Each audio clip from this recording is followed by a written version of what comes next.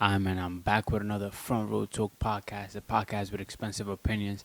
Before I tune in and start, make sure you check last episode 157, where I talked about NBA free agency. I talked about how it's been. It's pretty much been the same, but just go tune into that video. As you can see for this episode, I'm going to be talking about music once again. Before I start, make sure you subscribe, you like, you comment, and check the description down below. And let's get straight into it.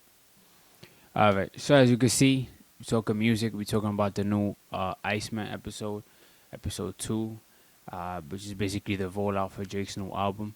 But yeah, so on July 11th, I had uploaded a video talking about the first episode that dropped July 4th on Independence Day, 4th of July. And I gave my thoughts on it. I kind of basically was saying how it'll continue to be like more episodes, which is probably something that you know is not what probably not doesn't take too much to like figure that out, knowing that there would have been episode 2, 3, and so on.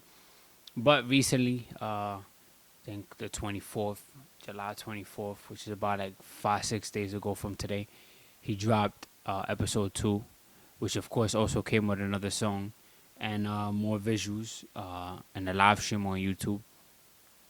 First things first, I want to say that, I guess jump into the song. This song was like previewed in Wireless when he was, I think it was his second or, yeah, like his second day. And he was like, oh, we'll get to this on Friday, whatever, whatever. So he previewed the part with Central C. Central C was there. And then it came out. Everybody was like looking at it and talking about it like, damn, when would it release?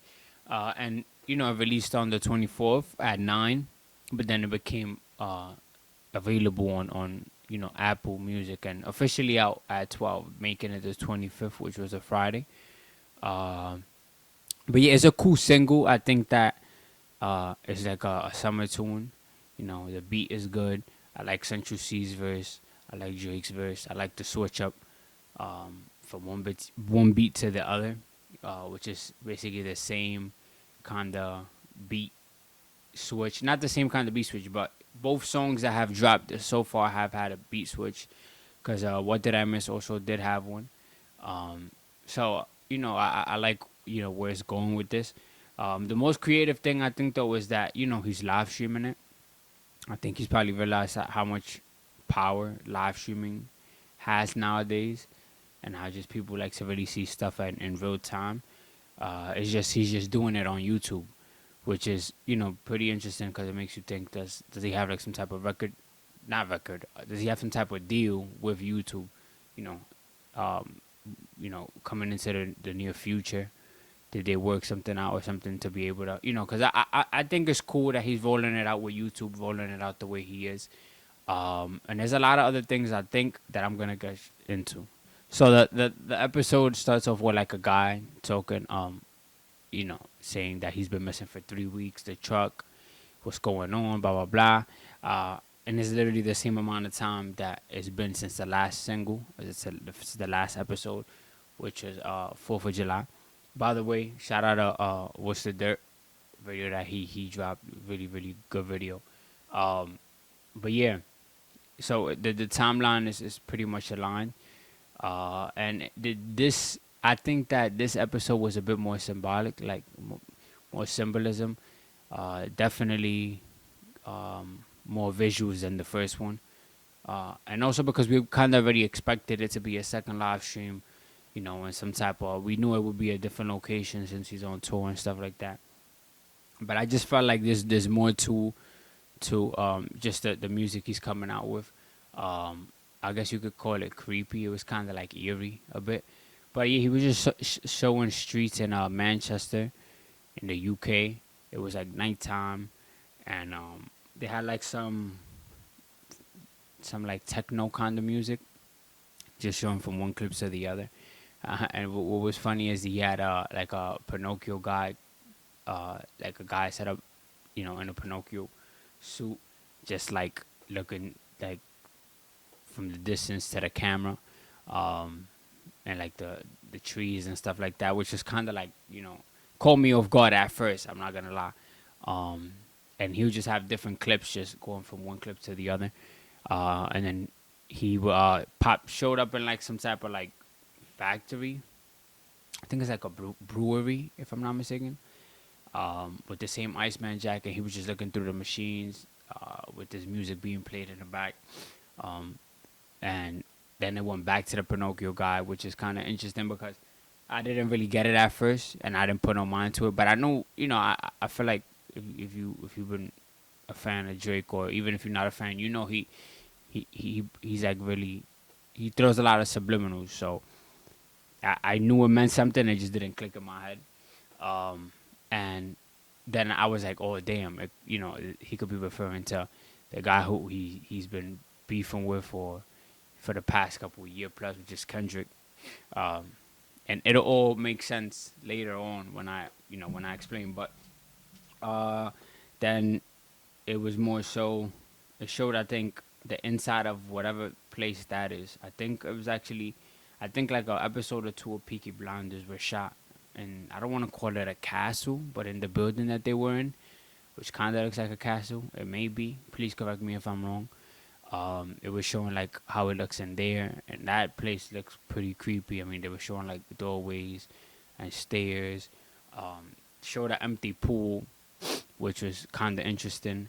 And then you see Central C with like some suit on and a hat, and they gave Peaky Blinders vibes. So that's where I really got that vibe from. And then I actually realized there was some episodes of like an episode or two of Peaky Blinders shot there, which makes it even cooler and interesting. But yeah, then it's showing him and Drake. But before Drake gets to that building, he's like walking, and he's just looking behind him, like he feels like somebody's following him or whatever the case may be. They come together. I'm kind of just chopping it up. They come together, and they're like at the pool area, and Central C hands him like a book bag or something. Uh, and they're just like looking into the pool. Then the song comes on, which I feel like the audio of the like live stream probably wasn't so good to like display the song, and that's fine because I mean the song just came out a couple hours later after that. But it was then some girl dancing in an all black fit inside the pool. No pool, I mean no water in the pool. It's an empty pool. Um, and it gets so subliminal that like I may even sound crazy saying what I think, but I'm gonna say what I think. Um, there's a lot of other people are saying it as well. But yeah, she was dancing, had some headphones on, and they was just literally like looking at her dance. They didn't even sing along. Like from episode 1 to 2 is so different because in one we see Drake like rap the lyrics and dance, and the music video made a bit more sense. Um, but in episode 2 with the Central C song and him, they don't even rap the song, or they don't, they're not even like, camera doesn't even focus on them while it's playing. It's just this girl dancing in an empty pool. Um, and she's not really even listening to the music. She's like has headphones on, listening to whatever she's listening to, which could be the song. But it did seem like she was dancing a bit off beat at the same time. And yeah, then that's over. Drake takes a book bag. He walks off. Then we got a little Central C snippet, where he's just like rapping. Um, People are kind of saying if it's probably like an interlude for the album, but he really was rapping. I do like the beat that he was rapping on. But yeah, after they dap up, Drake goes his own way. Central C goes back to where he was before he went to that pool area, and he's just sitting there. I do like the song.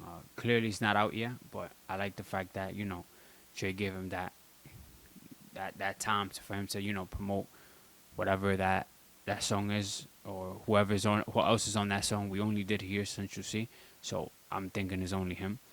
And then after that, I think it shows Drake like running, and the Pinocchio guy chasing him after, while Drake has the book bag, and he goes to the station, some station nearby. I think Piccadilly,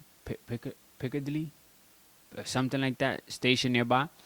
And then he gets in that elevator, and there's this instrumental that's being played, and I'm not gonna lie, I thought he was about to go crazy. Like we was about to hear a third song, which is the song that came after Central Seas, and then the Which One song that has both of them on it. But that beat is nasty. Like it's such a simple but fire beat. Um, the elevator's going up, and he just comes out the elevator and he starts walking, puts his hoodie on, but the beat is just in the background, just going crazy, and you could just hear the sampling, whatever sample that is. Um, and yeah, he just walks off, and you just see Iceman turned upside down, coming soon with like the Pinocchio, um, like silhouette sign, like in between the coming, like the word. And I mean, you guys probably already, seen this, so you just go see it again or see it for the first time if you haven't. But I really want to get into like what I think whatever was put in there means. So let's get straight into that. So, like I said, I do think that the whole Pinocchio stuff has to do with Kendrick. Um, I don't know if I remember watching a Pinocchio movie. It's a big childhood movie. I'm not gonna sit here and be like, "Oh, I remember watching it. It was one of my favorite movies." Nah, nah, nah, nah. But I mean, from what I've been seeing and all of that, um, Pinocchio. I mean, of course, we know he's a puppet, just a stringless puppet, and I think he made a deal with some guy to perform in front of a crowd, and he'll be like big, or he'll be the best puppet out of them all, whatever, whatever. And it kind of sounds familiar because I mean, Kendrick did sign a 1 year, I think it's 1 year deal with UMG, and I mean, they've been pushing him onto everybody for the past couple of months. I think it's pretty obvious by now. And like Pinocchio always wanted to be like a real boy, like an actual real boy. And then of course we know Drake goes by the boy and stuff. So it kind of is it's a good it's I mean it seems like a good comparison because like the whole Pinocchio running after him and not catching up is like you know basically Drake implying like you did all of this and you still not catching up to me. Um, you had to had to like go with the system and you still not bigger than me and I'm going against the system type of that's what it's really given. I seen what's the dirt say that there's a Pinocchio drawing on the door and like doors are big on in the Pinocchio movie and stuff like that. I mean I'm not saying I don't disagree, but I can't really speak on that specifically since I didn't really catch that. But it does make sense. There's a lot of theories out there that when you listen to them, you're like, oh wait, hold on. It might be reaching, but it kind of you could kind of entertain the idea. Um, the whole pool, the whole empty pool, and the girl dancing. If I don't know if you guys realize, but it's like 6 feet. It could be dark. I'm not gonna lie. The whole 6 feet stuff and like her dancing in the pool or empty pool. I'ma just let you run with whatever you want to run with that. Um, what else? I think somebody else said like the whole him like in the beginning when he was in the brewery part before he even met Central C, there was a couple like red buttons. We know the red button talk that's been going on for a long time. Some people would think that the red button was pressed. Uh, I I know it hasn't been pressed. I just know it hasn't. A lot of people thought the red button was Family Matters. A lot of people don't care for that talk. They just want music. I'm not gonna lie. I entertain it because if you sit here and say that the beef is over, it's not. Has it been get? Can it be tiring? I mean, it can be. A lot of people, you know, they they feel like both sides is dragging it. But what I do think is that it ain't over for sure, and I genuinely don't think it's being dragged. I just think that for real, I think Drake just was just like, let me focus on other things right now, which is why we got the Some Sexy Songs for You, a different whole type of vibe with Party Next Door. Because if not, we would have been, I mean, it could have gotten like, because you would have probably got a diss song every 3 4 days. It would have probably been like 5 6 different diss songs from both rappers, which it would have been like, all right. But I do believe that Drake is kind of like was on some like, let me sit back, let him have his shine, let me let him, portray whatever he want to portray, and let people think that they chose the right side. And when I say people, I also mean like celebrities, artists, rappers, whoever it was. And then I'm gonna come back and really speak my end, or finish speaking my end, but also showing why you know I'm saying what I'm saying and why I'm standing on what I'm standing. So I do think it's definitely not over. I know it's gonna get crazy. Like a lot of like it's gonna get nasty. You know what I'm trying to say? Some people were saying that the whole book bag that Central C handed them over was like evidence to whatever, like just evidence. Um, and like that's why Pinocchio is like trying to run towards Drake to like steal the evidence. Um, but it kind of makes a bit of sense because Central C is playing like this investigative role with the whole suit and tie and stuff like that. He's handing him what he's handing him. Um, but yeah, I definitely like this episode, like visual wise, and honestly, it just makes me think how good episode 3 is gonna be. I do think this is. See, this is the thing. I remember Views rollout was amazing, but I feel like a lot of people are stuck in the past for certain things. I might just run with the narrative that this is probably his best rollout yet. We're gonna get an episode 3. I'm guessing for sure, sometime in August, probably mid-August. I don't think he waits all the way to the ending of August. I'm not too sure. I don't know. I'm not gonna sit here and lie. I know what next episode is, but it makes me think how crazier or how more symbolic or whatever track is dropping for the third episode is gonna be. How good it's gonna be. Um, a lot of other people also said the whole blue, green, red, stuff. What did I miss is blue lettering. Um, what's which one? The song that him and Central C drop is in green lettering, so a lot of people saying that the third one will be like in a reddish lettering, probably with the same blue background, but like just giving a bit of red for the lettering. It's a lot of like stuff going around, and a lot of other people have told me like, it's gonna get crazy, it's gonna get nasty. That Drake clearly isn't done. I think I don't think it needs no source or anything to let you know that he's not done enough. But that what he's gonna come with is gonna be like people gonna be fucked. Like it's gonna be really tough for them. And I believe it. I just don't think that um, somebody as petty as Drake is just gonna let whatever stuff fly by. A lot of people saying, "Oh, there's no reason for him to diss again if he's suing."